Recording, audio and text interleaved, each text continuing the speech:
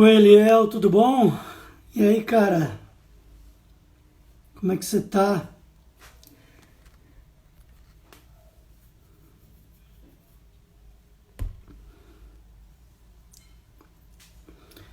Então, estamos aguardando para começarmos mais uma live, que na realidade é um bate-papo de atores e atrizes que eu tenho convidado para falar sobre nosso trabalho como ator, como atriz, como artista, não apenas no sentido prático, né? Mas no sentido interior invisível, assim como nós somos e deixamos transparecer durante nossos personagens. E hoje, né, farei uma rápida apresentação. O convidado é o ator Eduardo Semerjian. Pô, eu vou perguntar para ele, mas eu não lembro quantos anos que eu conheço o Edu, né? Um baita ator em em todas as linguagens: teatro, cinema, TV, séries, né? Não vou dizer que ele é um ator completo, porque o completo só se completa quando ele menos percebe. Mas é um cara que eu admiro muito, gosto muito, um bom papo, uma cabeça ótima e tenho certeza ele vai poder dizer muita coisa interessante. Vamos dar uma provocada nele e ver o que ele tem para dizer. Vou botar o Edu aí para trocar essa ideia com a gente. Vamos lá.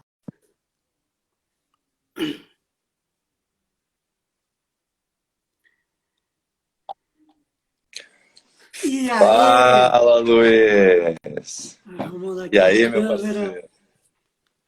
Tudo Tudo bom, bem? meu querido? Tudo ótimo, tranquilo. Feliz de estar aqui com você. Bom te ter Ver aqui. a distância melhor aqui. Pronto. Eu posso mudar a câmera de qualquer jeito por luz, a cara não muda muito. Você é um cara mais elegante, né? Bonito. Ah, que isso. Você, é, Bonita está atrás de mim. Olha lá.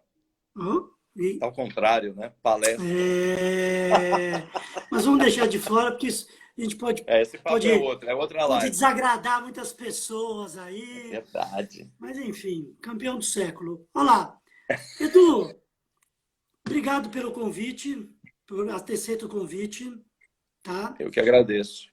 Eu acho que você é um cara que, das coisas que eu já vi você fazendo em vários segmentos, sempre com enorme qualidade e, e excesso de profissionalismo e de dedicação. Quanto tempo que a gente se conhece, cara? Cara, nós nos conhecemos numa situação absolutamente triste, infelizmente, que foi quando, Lembrei. você já lembrou, né? Lembrei. Nós nos conhecemos quando houve um acidente com um colega nosso em comum, que era do CPT, que era o Luiz Turquete, É, que ele foi alvejado, aí formou-se uma rede de atores, diretores, pessoal que eram amigos dele do CPT e de outros lugares, para nós ficarmos em vigília no hospital. Infelizmente, ele acabou falecendo sim. Depois meses ele foi para depois, casa, mas foi em 94. Não faz 94. tempo, pacas. 26 2004, anos, 14. Luiz. Caralho, rapaz. É, A a gente gente tá é. ficando velho, cara. hum, Estamos ficando velho. e Mas você nunca tá bem? trabalhamos e nunca trabalhamos juntos diretamente, né? Como ator, não. Como atores, não. Sempre em projetos similares, né? Mas que não se encaixavam, eu mais na figura como preparador e você como ator, né? Agora no Coisa Mais Linda, né? Em que você teve uma participação, mas que não chegou a ser um núcleo que foi trabalhado especificamente. E também trabalhamos em duas outras oportunidades. A primeira delas foi como professores no estúdio Fátima Toledo, em Demos aula 2003, lá. 2004. É, Demos a gente aula trabalhou lá. junto lá, Eu naquela fui época. até 2005 depois. Eu fui até dezembro de 2004. Aqui uma Mas eu situação vi lá que que não você vale a pena. Eu vi que você trabalhou. Boa noite, Cris. Eu vi que você trabalhou no Fora de Controle, não trabalhou? Então, seria a segunda, exatamente. Que nós também não, no Rio de Janeiro. Nós tivemos uns 2 Tivemos um ensaios encontro. ali, mas foi uma coisa mais ou menos rápida, né? Rápida. Uma coisa mais ou Edu, menos rápida. bora lá. Vamos lá. Agradeci, tá? Eu tenho começado com algumas frases. E essa tem muito a ver com você, porque é em cima de um espetáculo que você trabalhou e que eu fui assistir recentemente, mais ou menos no Rio de Janeiro, né? Obviamente que eu vou te dizer a frase, a das mais emblemáticas do teatro mundial, e em cima dela eu vou te fazer uma pergunta que vai meio que nortear, né, o princípio de nossa conversa. Ser ou não ser? Eis a questão, né? Mas a pergunta é, o que hoje essa frase diz respeito à tua vida?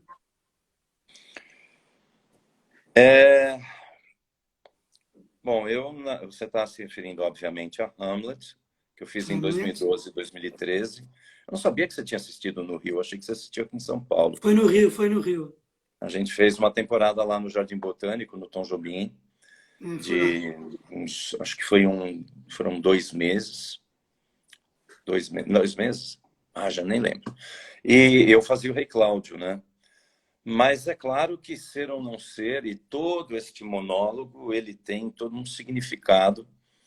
E na minha vida, não só hoje, mas desde uma certa época em que eu percebi num átimo uma certa coisa na minha vida, eu descobri que ser ou não ser, na verdade, para mim, é ser e não ser.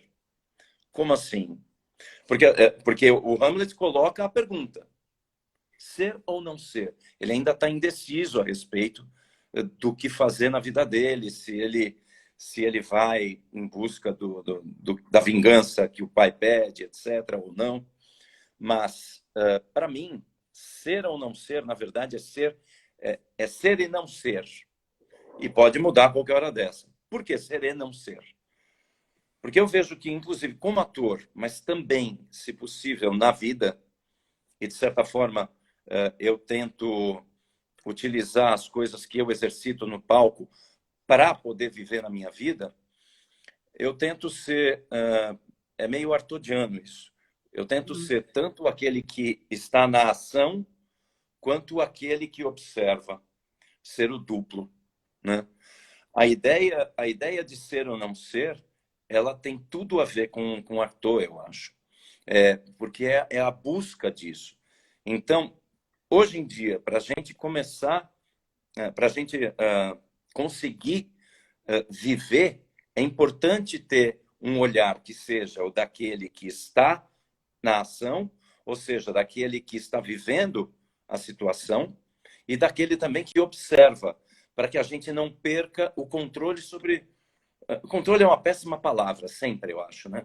Mas para que a gente não perca o passo daquilo que está acontecendo, para que a gente não seja tomado por aquilo. E ser tomado é um termo que foi não é bem muito utilizado pelo nosso nós, né? queridíssimo Tá, Antunes. mas o que... Mas é isso. O ser, eu sou. Nós somos um monte de coisas. Não vamos entrar nesse dado psicanalítico. Mas o que é não ser para um ator que vive em ser outros? E aí eu vou numa frase do ator que você citou, né? Não, desculpa, do Rambo. Porque eu é um outro. Porque eu sou outros. Então, não ser nega o ser outros. Você consegue não ser em cena? Não ser em cena, para mim, tem tem um significado de não estar presente. Porque a gente está aí. Eu acho que o ser em cena, ele diz muito de estar mais do que ser. Porque a gente é. Como dizia um mestre, um outro mestre, que eu não sei se você conheceu, Jovelti Arcângelo, Não, não Jô, conheci. mestre Jô Não, Kamal. O Jô, eu fazia não meditação Jocamal. ativa. O Jô Kamal. Como Jocamal. Sim. Jô Kamal. É que o Jô Kamal era o nome, o sannyasem dele, né? O Jovelti Arcângelo é o nome verdadeiro. E o Jô, eu fazia meditação ativa com ele, fazia outros trabalhos também. E ele sempre dizia uma coisa durante as meditações, quando a gente resistia. Ele dizia, saia da frente. Este saia da frente é a gente não sendo. Então, não ser é quando a gente está na frente daquilo que a gente é. O que é isso? É ego. Quando a gente deixa o ego tomar conta, quando a gente deixa o ego passar na frente daquilo que a gente precisa fazer, precisa ser em cena. Entende? E aí acaba sendo na vida. Eu acho que, de uma certa forma, inclusive, ser no palco e ser na vida deveriam ser a mesma coisa. O ideal seria isso, que a gente estivesse tão presente no palco quanto na vida, e na vida quanto no palco, o máximo possível. Esse Mas seria, para mim, o ideal. o ego é algo impossível, não de ser eliminado, mas é uma luta muito estafante, o domínio, né, do ego diante daquilo que é estar diante de uma plateia ou diante de uma câmera. Então, o ego, ele é parte da gente. Ponto. Tem razão. É isso. Mas, ao mesmo tempo, quando é exatamente essa a ideia de ser duplo. Eu entendo assim. E assim, é engraçado, porque de uma certa forma, eu vejo Brecht e Artaud falando quase a mesma coisa. O distanciamento é você ser um duplo. O Artaud fala de ser duplo. Hamlet fala de ser duplo, ser ou não ser. E ele descobre que é ser e não ser. Então, eu acredito que a gente precisa perceber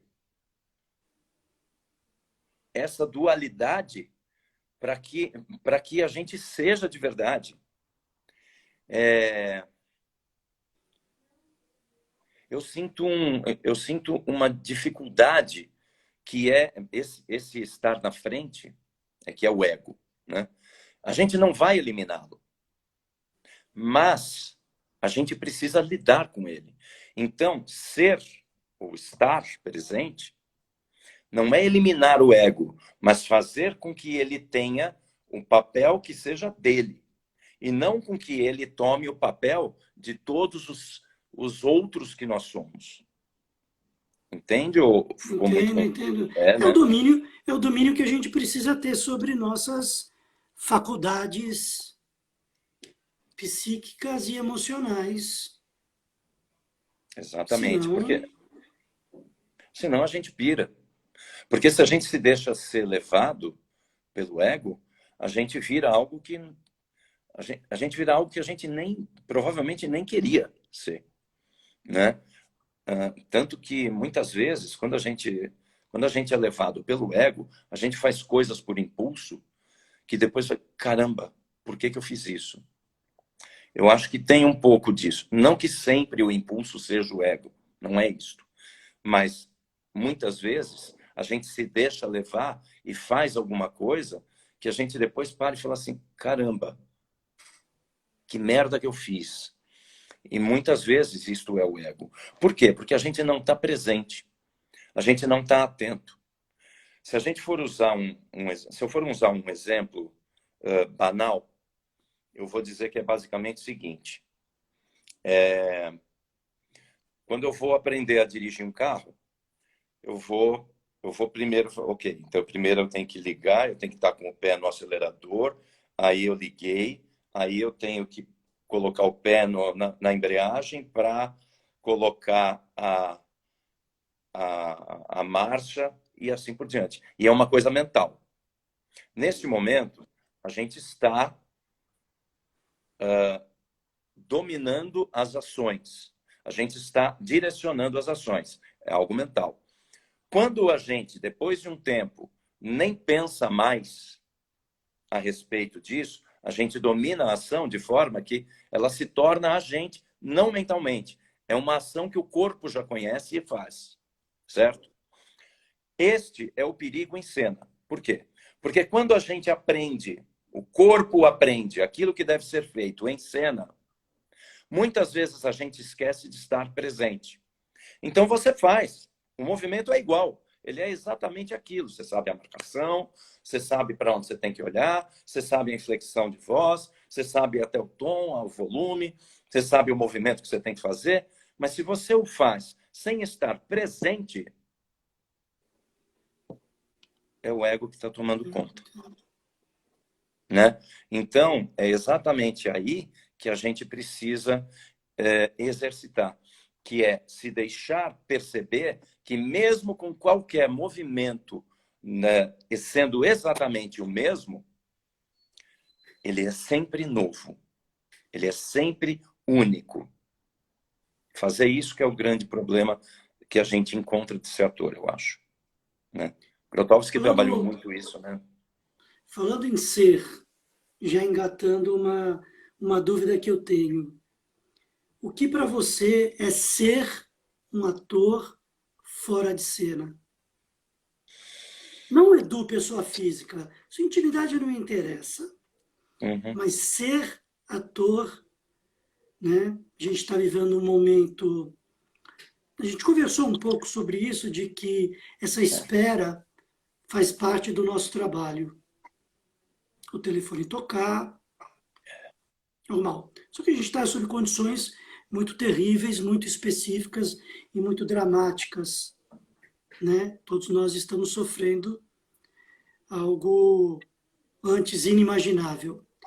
Neste momento, não quando a espera do telefone tocar, mas neste momento onde o telefone não vai tocar, o que é para Eduardo ser um ator fora de cena? É uma excelente pergunta, porque eu acho que ela tem uma resposta muito semelhante ao do ser ator em cena, porque eu tinha falado há pouco que o ideal é que a gente consiga ser duplo, tanto em cena quanto na vida. À medida que a gente vai tendo uma diminuição de ação física mesmo, a gente fica em casa, é difícil a gente se mover, né? É difícil a gente se expandir, se a gente ter diferenças do dia a dia. E isso tende a nos colocar num mecanismo de repetição do dia. Repetir o dia, repetir o dia, repetir o dia. Nesta situação específica, eu acho que ser um ator fora de cena é estar atento para não cair no marasmo. Ela nos atinge diretamente no dia a dia. Como assim? No marasmo, que eu digo, de não ficar só na repetição. Porque se a gente acostuma, o corpo também vai fazendo assim. O corpo envelhece mais rápido quando você não o movimenta. A cabeça envelhece mais rápido quando você não a movimenta.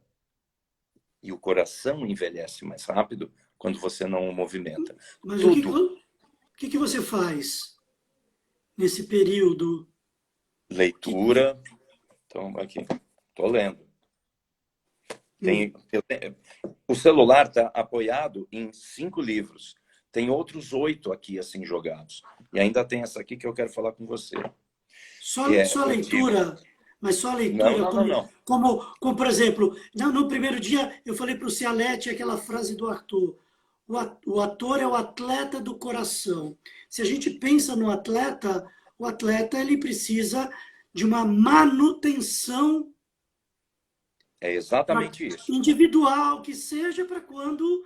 E essa manutenção que a gente muitas vezes, por preguiça ou por falta de conhecimento, não a pratica, você só através da leitura ou tem outras coisas que você acha que pode se manter alongado, vamos dizer assim? Várias coisas, na verdade. A leitura é uma das coisas que, na verdade, é extremamente importante para a gente, porque mantém a gente pensante e reflexivo.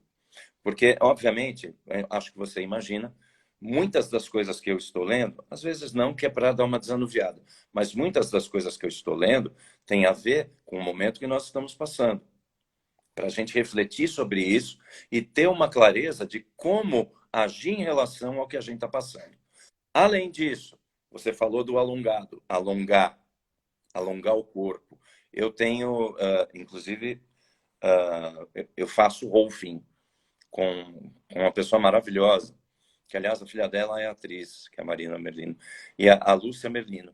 E o rolfing, ele trabalha através das fáscias, que são a partir das fáscias, que são aquelas membranas que ficam entre o osso e o músculo, entre os músculos, Sim. entre os tendões e assim por diante. E a partir dali você faz o teu corpo se movimentar e continuar ativo. Isso mexe com o inconsciente também, né? Então, ele eventualmente, quando você trabalha intensamente, ele libera mais inconsciente, você percebe mais coisas a respeito de si. E nesse momento, que não dá para fazer do jeito ideal, tenho feito uma vez por semana aqui via celular, né? Que aí é um golfinho remoto, vamos dizer assim. Além disso, eu que sou goleiro, eu adoro. Você também era goleiro, né? Você ainda joga? Aposentei. Aposentou. Eu ainda estou ativo, apesar É. dos 54 longos anos de vida. E adoro. Eu pego aqui uma parede na minha casa, pego uma bola que eu tenho, então eu faço jogando a bola na parede, deito, volto, e eu faço abdominal e agarro, que é um movimento que exige atenção, porque a bola nunca vai sair no mesmo lugar, eu não consigo mandá-la sempre reta, e ao mesmo tempo de atenção corporal, de atenção mental, né? E isso estimula também o meu emocional. Por quê? Porque isso me faz ficar mais feliz, porque é uma coisa que eu estou gostando de fazer. Eu gosto de brincar no gol. Então, isso me mantém ativo no sentido de me fazer criança, né? Porque eu sinto que muitas vezes manter o emocional ativo é nos deixar criança, né? Que o emocional é o mais selvagem das nossas funções, dos nossos centros, né? Se levarmos em consideração intelectual, emocional, corporal, o, o emocional é o mais infantil, é o mais selvagem. Então, quando a gente faz coisas que a gente gosta, a gente ativa o emocional da gente. Além disso, assistir séries, etc. Eu, como moro sozinho, eu tenho que fazer tudo absolutamente sozinho. Mas desculpa te interromper, Edu, mas Claro, claro. aquela famosa máxima, né? Para você ser um escritor, leia bastante. Aí eu vi de um escritor. Para você ser um grande escritor, escreva bastante. Mas você está fora de cena. Estou. Você não está no, né? Porque é uma relação completamente diferente, é uma angústia da maioria dos atores que, que vivem à espera do telefone tocar e quando estão prestes a um teste ou a um trabalho, se sentem completamente enferrujados, sem os elementos necessários para conseguir. E você, tudo bem, tem uma experiência por trás desses tantos anos que você tem de trabalho, de profissão. Mas como? Como? Como? Eu tenho feito também outras duas coisas. Porque, assim, eu tenho tentado diversificar para fazer as coisas acontecerem de uma forma que eu não me sinta tão enferrujado. E é verdade. Então, por exemplo, eu abri um perfil no Instagram, que é o Vitamina Underline Eu vi. Poética, e ele é só poesia. Só poesia não significa só poemas. Eu pego um texto de teatro, eu pego uma letra de música, eu pego um poema, eventualmente eu posso pegar um trecho de uma biografia ou de um romance e ler. E aí eu vou estar entrando ali, fazendo o meu trabalho de ator, ainda que seja uma grande pílula. Mas todo santo dia eu tenho feito, de uma forma ou de outra. Tenho lido, e aí estou tentando passar para o corpo, da maneira que é possível aqui, também isso. E uma outra coisa que eu estou fazendo é um podcast que eu tenho batido papo, mas aí é uma coisa um pouco diferente também. Não Mas tem... são formas de a gente se manter vivo, né, Luiz? Sim. É porque é isso que mantém a gente vivo na maioria das vezes. Claro. A gente tem esse momento, a gente tem duas realidades, né? A visível, aquela que cospe na cara da gente todas as mazelas que estão ocorrendo ao nosso entorno, não apenas na classe artística, mas no país inteiro e no mundo inteiro. Mas vamos falar sobre nós aqui. E tem o invisível, que é aquele que a gente elabora a partir do olhar externo, que é o tempo todo. Você liga o computador, mensagem, informação, informação, informação, que chega uma hora, tudo parece uma grande ficção. A gente já não sabe mais o que é realidade, o que é ilusão. E a cabeça fica cheia, se a gente Cheia, fica demais nisso. e aí fica difícil de esvaziar e manter apenas aquilo que nos valha alguma coisa. Eu estou falando tudo isso, estou falando do ator, da atriz. Não estou falando das pessoas com outras profissões, senão a gente abriria aqui para Para outras nós, atividades para nós, claro. enfim, volta, a gente conversou hoje, volta aquela coisa. Deus me tirou a poesia e me fez olhar a pedra como a porra da pedra, né? Caramba, eu não quero ver a pedra, porque eu não fui educado para isso. Eu não me eduquei para isso, Uhum. né? A Aí eu queria, pedra, queria, aí eu queria te perguntar, diga, diga.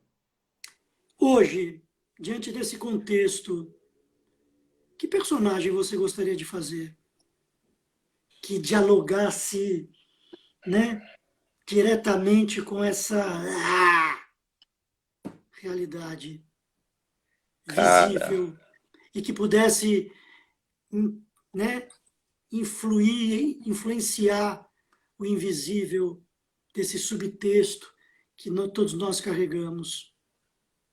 Tem algum olha, personagem? eu vou ter que pensar aqui agora. Porque, na verdade, eu vou falar e vou pensando, porque eu estou analisando essa tua pergunta, que ela é muito boa.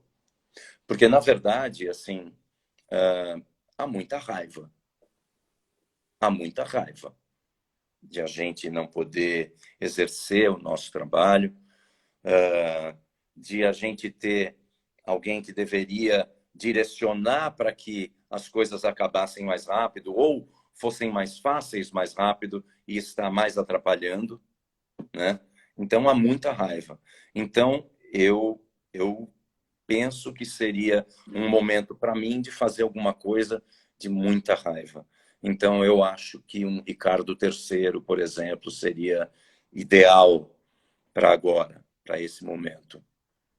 Ricardo III, que eu acho que é um dos personagens mais raivosos que tem na literatura dramática. Você não acha Macbeth? Acho que Macbeth é mais perdido do que raivoso. O Ricardo III sabe mais o que está fazendo. O Macbeth, ele entra tanto é que no começo ele tem medo. Quem o empurra é a Lady Macbeth. Sim. E aí, quando ele se vê naquela situação, ele fala, agora eu não posso voltar. Aí, sim, ele pega e usa tudo que ele tem. Mas ele não está inteiro antes. Ricardo III sempre esteve inteiro. Sempre esteve inteiro. Sabe, tem uma pessoa que eu acho que tem esse instinto e que era uma pessoa absolutamente enlouquecida e direta e falando, não interessa como. Então, se eu fizesse um personagem tipo... E eu fiz Stalin agora há pouco, né? Há 2 anos. Mas se eu fizesse, por exemplo, um personagem como Trotsky. Trotsky era uma pessoa absolutamente raivosa. E ele não tinha escrúpulos. Mas qual eu do Edu está nesse estado?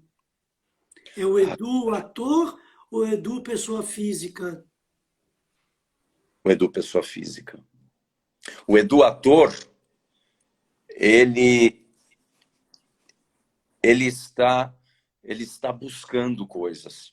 Eu não vejo o ator que eu sou nesta raiva. Eu vejo a pessoa física que eu sou, a minha razão social, nesta raiva. E como, de uma certa maneira, não tem jeito de dissociar, você pode direcionar, mas dissociar não dá uma coisa da outra. Então, esta raiva, ela contamina e ela diria para o Eduardo, ator, faça alguma coisa assim, para você botar para fora e continuar são. Né? Porque, no fundo, eu acho que o trabalho do ator é muito uma busca de manutenção de sanidade, através, muitas vezes, de chegar no limite dela. Quando a gente chega no limite da sanidade e consegue voltar, E você a gente tem um ganho, um grande ganho de energia. pode Mas não é sempre um voltar. risco. É? Pode. Mas pode Claro, não pode, é um voltar. risco. Sempre é um É, risco. sempre. Sempre é Sempre. um risco. Eu O, já fiz alguns o, personagens que foram pesados nesse sentido também. o, E é o, o, assim.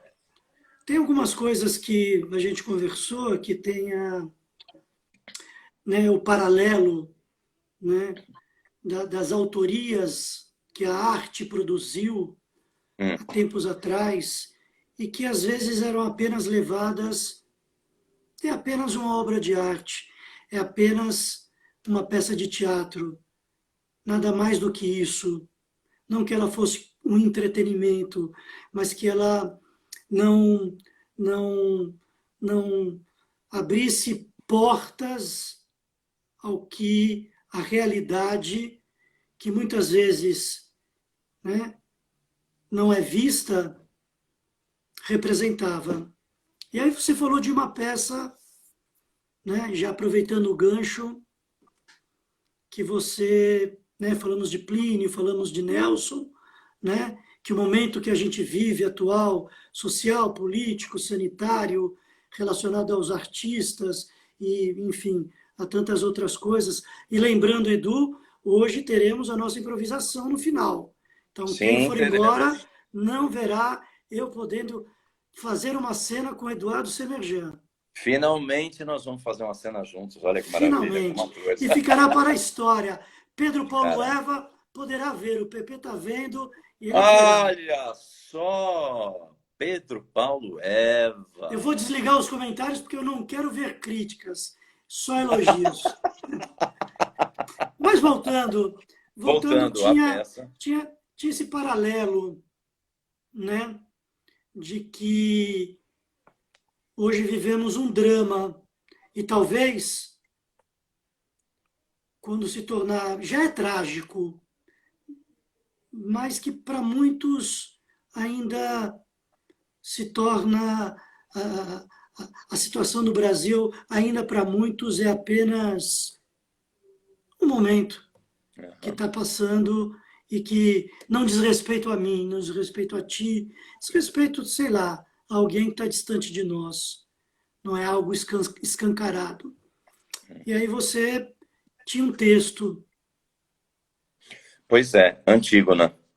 Antígona me chamou muito a atenção quando a gente conversou hoje de manhã, Antígona, porque, na verdade, existem paralelos muito fortes de Antígona com o que a gente está passando hoje, em termos políticos, principalmente. E eu, inclusive, separei alguns trechos aqui, que são falas que o Bolsonaro ou o Trump poderiam falar, né? Então, por exemplo, tenho aqui, ó, Vai lá. Creonte falando em Antígona. Eu não sei calar quando, em vez da ventura, vejo a desventura vir contra a cidade. E nem sou capaz de ser amigo desse que vem contra a pátria. Pois só quem a leva pelos justos rumos, esse é que há de ser, por virtude dela, um amigo entre amigos. Com tais normas, penso tornar grande Tebas. Esse negócio de tornar os Estados Unidos grande de novo, não é novo. Já tinha aqui, em Antígona, né? Antígona já tinha esse tipo de coisa, já avisava esse tipo de coisa. As tragédias, elas são grandes avisos para nós.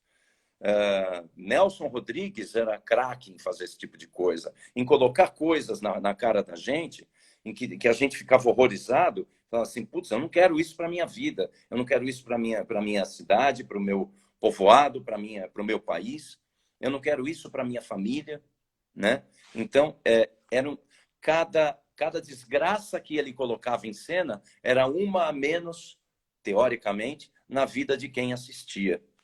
Existem outras, ó, tem outra coisa aqui, ó. Deixa eu pegar mais um trecho. Fique à Posso? vontade. Porque tem coisas aqui maravilhosas nesse sentido. Ó, aqui, ó. Como se fala, como Creonte fala, como se ele fosse bom e outros que ele reprova fossem maus, né?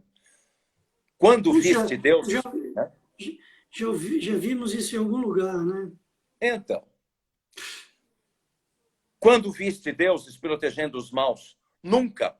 O que é verdade é que há nesta cidade indivíduos que murmuram contra mim, sorrateiramente abanando a cabeça, que deviam ter submetida ao meu jugo. Ou seja, é ele querendo cortar a cabeça de quem discorda dele. Ou seja, a gente já tem nosso presidente no teatro há muito tempo. A gente já tem Trump no teatro há muito tempo. A gente já tinha Temer no teatro há muito tempo. E essas pessoas, elas continuam por aí, porque a gente não se livra delas. A gente o teatro, ele faz com que a gente tenha, na verdade, um embate dinâmico. É sempre uma possibilidade de relembrar tudo o que acontece e que nos faça ficar atentos para não deixar acontecer de novo. Pode ver que na história do Brasil, a gente teve aí, depois que foi proclamada a República, 20 e tantos anos, quase 30 anos, na verdade, mais que 30 anos de República Velha.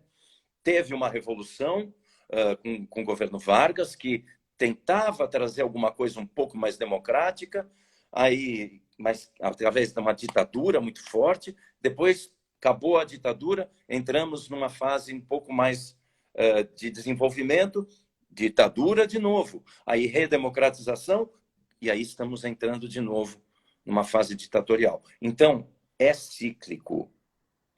A questão política, ela é assim.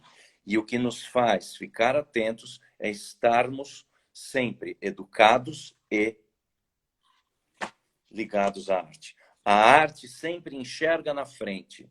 Se você trabalha a arte, você se exercita a olhar mais à frente.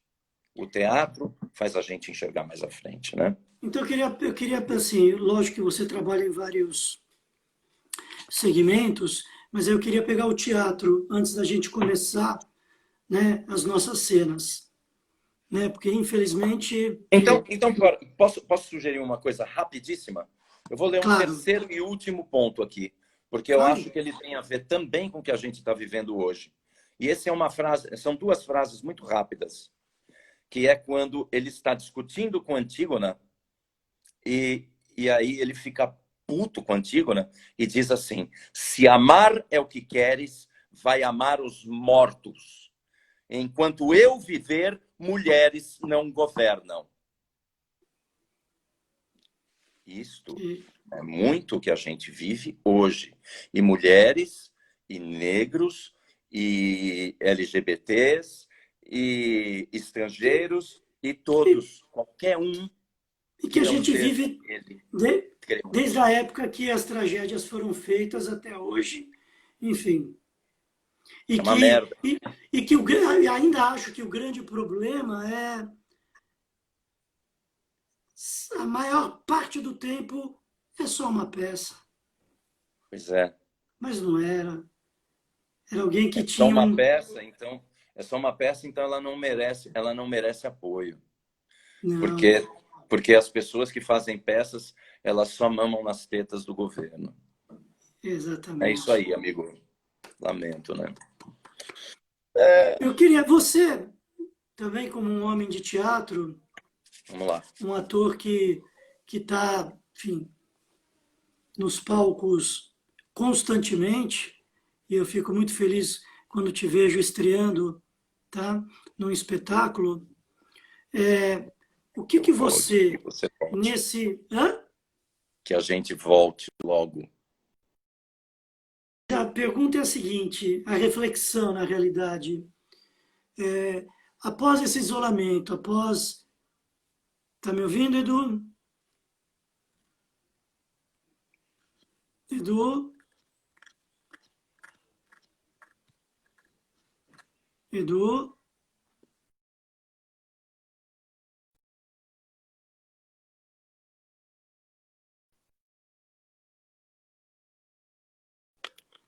Né? Mas já vai voltar. É assim, a gente entra e sai, sai e entra. Não tem jeito. Fugiu não, Pedro Paulo. Fugiu aqui, De monitor. repente, eu caí. Voltou. Caí completo, mas assim, Machucou. tombo. Um Machucou. tombo igual o que eu tomei uma vez fazendo Macbeth. Que a Camila Morgado que ela começou a rir em cena que ela teve que ficar de costas. Ela fez a cena de costas porque ela começou a rir e eu tive que... Enfim, Vamos lá. Você, ator de bora. teatro, Vamos lá. 120 e poucos dias digerindo, alimentando, refletindo, lendo, vendo, não vendo, se escutando, né? Os seus olhares, ora para fora, ora para dentro, como ator de teatro, tá? Focar nisso.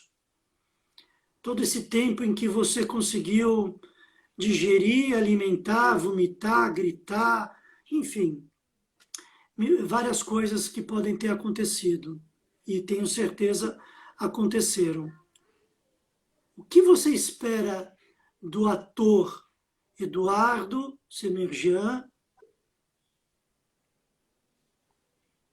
quando voltar a pisar num palco? O que Cara, eu espero redirecionar essa raiva para ação, sem especificamente agir com raiva. Basicamente isso.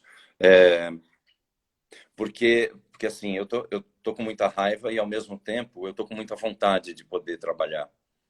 Eu tô sentindo a necessidade. Quando a falta vem, a gente percebe o quanto é importante aquilo que a gente tem na mão, né?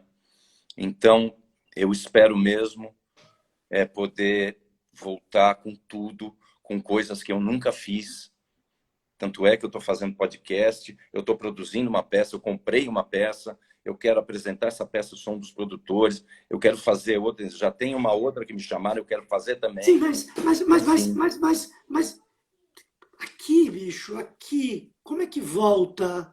Como é que volta vendo o que a gente viu, sentindo o que a gente sentiu, percebendo os nossos pares, né, da área ou fora dela, no noticiário de TV, porque esse é o nosso material, é disso que a gente se alimenta. Como é que esse Eduardo não dá para pegar e passou, acabou, voltamos ao que Ah, era não. antes.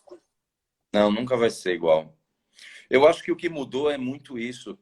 Eu percebi em mim a necessidade de me fazer. Como assim? De me produzir, de buscar as coisas que eu realmente quero muito fazer.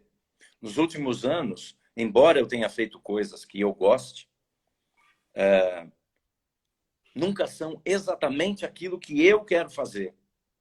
Eu sinto muito a necessidade de me colocar mais, de me embrenhar mais naquilo que é para eu fazer, Tá, entende? então o Eduardo vai escrever um espetáculo sobre o que, diante disso tudo, porque é sobre isso que a gente está falando, sobre tentando fazer sabe, uma elaboração rápida sobre o que seria esse texto, sobre Tá. sobre o que falaria esse espetáculo. Eu não, bom, eu mesmo não escrevo, eu sou muito ruim, mas eu Mas tenho tudo meus bem. parceiros na verdade, assim, o que tem me pautado muito, e isso a gente conversou hoje de manhã também um pouco, é que eu vejo que nos últimos anos nós temos visto muito ah, o teatro falar o teatro, o cinema, a TV, tudo, a arte de uma maneira geral, fala muito de distopias. Eu acho que é importante a gente começar a criar utopias também nas nossas realidades artísticas. Então, hoje, por exemplo, eu estou muito focado em diálogo. Eu acho que é importante que qualquer coisa que eu faça estimule o diálogo. Não à toa a peça que eu comprei, já faz um tempo isso, não à toa a peça que eu comprei e que eu estou tentando levantar se chama Diplomacia. Porque eu quero buscar o diálogo. Isso significa que eu sou perfeito, que eu não brigo, que eu não tenho minhas raivas. Ao contrário. Significa que eu estou buscando um ponto diferente e que é difícil de atingir, porque a gente tem uma sociedade que não está afim de diálogo muito. Tem muita gente que não está no pique de dialogar. Tem muita gente que não sabe mais dialogar. E a falta do diálogo faz com que isso perca importância na cabeça das pessoas. Se o diálogo perde importância, o argumento perde importância. Se o argumento perde importância, você não precisa ter conhecimento para argumentar. Se você não precisa ter argumento se você não precisa ter conhecimento, então você não precisa de estudo. Você não precisa saber o que você está falando. Porque você só vai brigar. Essa é a linha que nós estamos enfrentando ultimamente. Então, o que eu quero é uma utopia, onde todos estejam abertos ao diálogo. É isto que eu vou buscar. Esse é o meu direcionamento. É isto que eu quero. Basicamente é isso.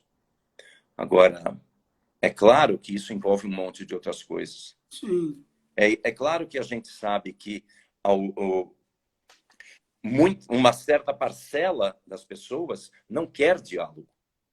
Faz parte da diplomacia tomar atitudes que sejam unilaterais.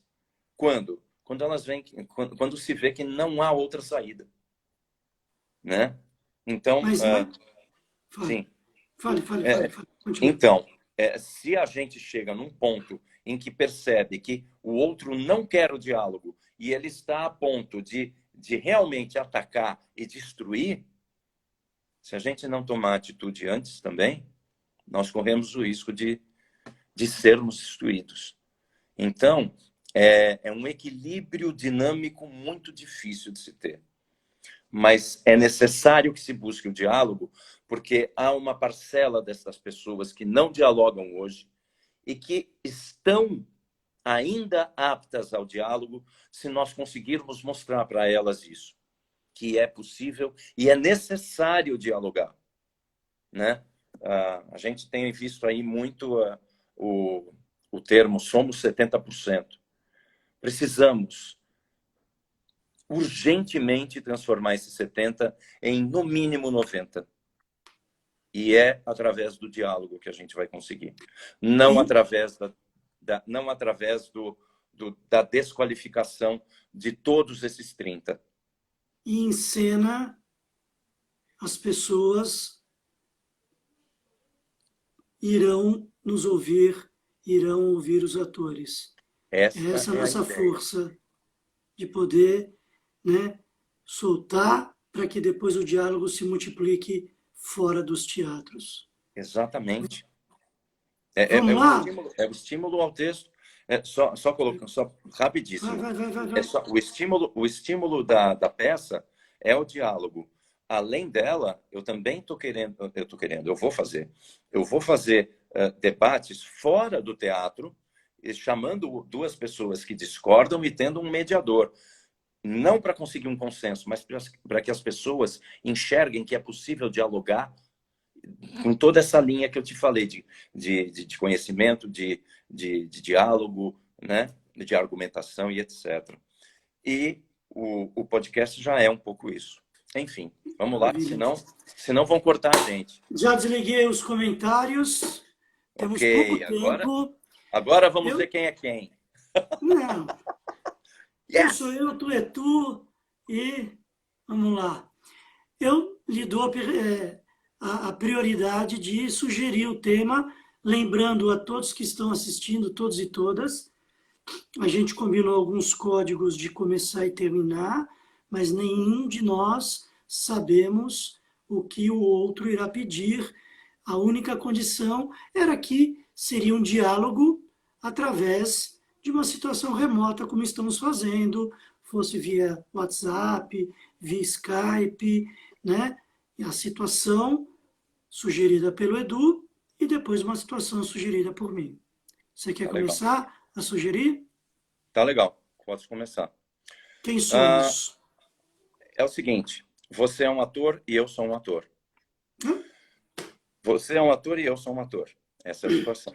E você tem um monólogo, você não pôde fazer esse monólogo numa certa noite que era extremamente importante para você. Preponderante, assim. Você ia conseguir patrocínio, você ia conseguir, etc. Tudo que era importante. E aí você me chama para substituir você. Começa às 9 horas da noite a peça e eu vou te ligar às 9 horas da noite, que seria o horário da peça começar. Peraí, a partir daí, eu não pude fazer te ligar aqui. Sim, eu não pude fazer no teatro. Você não pôde fazer, por razões qualquer, não interessa. Você pode até criar alguma razão qualquer, mas você não pôde fazer e você me chamou para substituir. Eu ensaiei durante um tempinho, falei, ok, vamos para a cena. Eu vou fazer para você. E aí, quando eu estou no teatro, às 9 horas da noite, que é o horário de começar a peça, eu te ligo. Ou seja, era para você estar fazendo a peça e você era para eu estar entrando em cena. Ok. E eu estou te ligando. Tá bom? Exatamente 9 horas. 9 horas. Você não está esperando que eu vou ligar, obviamente. Você está esperando que eu esteja em cena, porque você não podia. Tá bom? Então vamos lá. Tá bom. Vai. Puta que pariu. Puta que pariu, caralho. Edu. Luiz. Luiz, eu não consigo fazer. Porra, Edu, Luiz, são 9 horas. Edu, são 9 horas. Eu não cara, consigo, você tá no palco. Caralho. Como esqueceu? A gente ensaiou pra caramba. Eu não consigo fazer, cara. Edu, não eu me esqueci fode, o texto. Cara. Eu esqueci o texto. E eu esqueci o texto em casa. Eu não tenho como fazer, cara. Eu não vou fazer. Que pariu! Eu não vou fazer. Edu, bicho, você prometeu, cara. Cara, eu não posso fazer. Mas por quê? Por quê, cara? Oh, meu Deus do céu. Por quê, porra? Eu já vou! Edu, você cara, tem experiência pra caramba. Você já fez esse tipo de trabalho e agora você vai me deixar na mão? Ah, vai se ferrar, puta amigo de merda que tu é. Cara, eu não consigo fazer, cara. Eu tô apavorado. Eu não sei o que fazer. Porque você esqueceu o texto. Então, mas é que tá, eu ensaiei tudo bonitinho e tal. Eu repassei hoje à tarde, inclusive. Mas eu não consigo fazer. Eu Cara, não consigo entrar em cima. 9-2, Edu. Eu Edu, não consigo. Edu, acalma. Calma. Edu, respira, respira, ó, respira. Então, aqui, ó. Respira por um nariz e solta pelo outro. Tá Bicho. entupido, porra. Porra. Pera.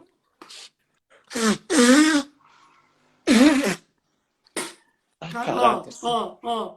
Não te boto em mais nenhuma, não te coloco em mais nenhuma produção. Não. Nunca mais. Eu vou. Edu, pelo amor de Deus. Cara, Edu, improvisa, cara. Improvisa. Cara, improvisa. Eu tô passando mal. Não. Meu Deus. Edu, olha pra mim, Edu.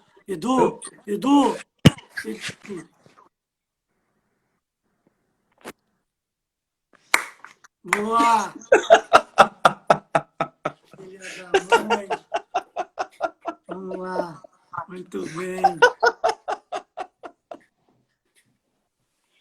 Ai, meu Deus. Vamos lá. Eu vou pegar de relacionamentos. Tá bom. Tá? Você é meu melhor amigo. Tudo bem? Claro. Eu tenho uma irmã. E soube que você andou com gracinhas. Sabe? Aquela coisa, pô.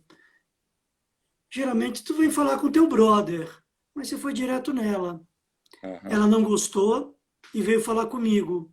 Mas pediu, pelo amor de Deus, não fala com a Edu porque ela gosta de você. Mas achou que você foi um pouco, né? Você não fez nada, mas você, né?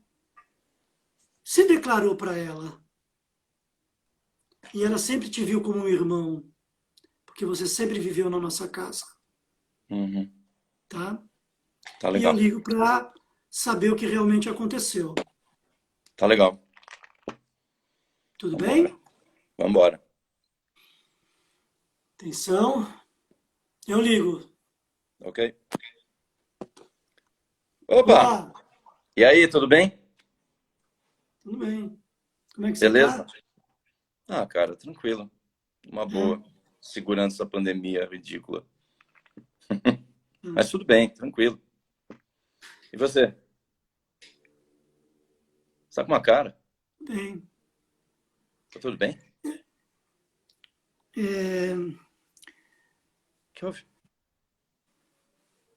Cara, eu não sei nem por onde começar. Diz aí. O que aconteceu? Você tá bem? Tua esposa tá bem? Tá todo mundo bem? O que houve? A Joana que não tá. Por quê? Porra, não se faça de cínico, né? Vai saber que tu não sabe.